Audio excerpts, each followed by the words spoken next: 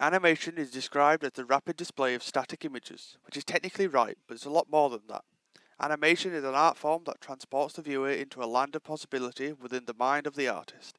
The animation isn't restrained by any laws or rules. As long as the artist can imagine it, they can make it.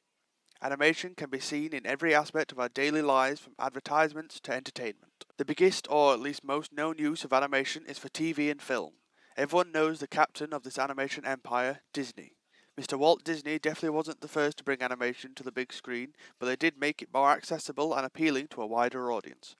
Just in the last 10 years, Disney has produced 36 animated movies, which doesn't seem like a lot, but it's actually a ton of work. Let's do the math. Disney animates at a scale of 24 frames per second. The average length of their movies is 90 minutes, so that's 129,600 frames per movie. So in the last 10 years, Disney has animated 4,665,600 frames. That means on average, Disney animates 3.5 frames per day. But that's only a small part of making animations. There is also information gathering, concept developing, script writing, sound recording, storyboarding, visual styling, and music.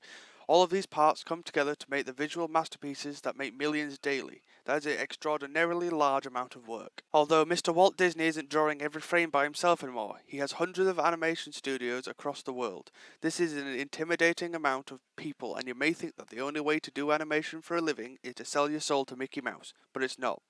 There are still a large number of animators who make what they want without having to answer to anyone.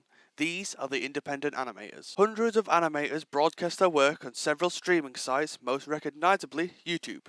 YouTube is an online video sharing platform created in 2005. Here, content creators can freely upload their work for everyone to see, and if they get enough views, YouTube will pay them a small amount of ad revenue, but this isn't sustainable.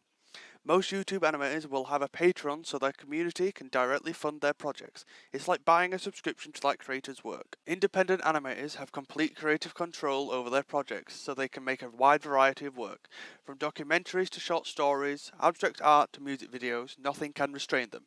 Except for keeping their audience happy and their brand approachable, because without the support of their viewers, most animators don't stay afloat. Some YouTube animators do brand ads and sponsorship deals with companies to promote their product.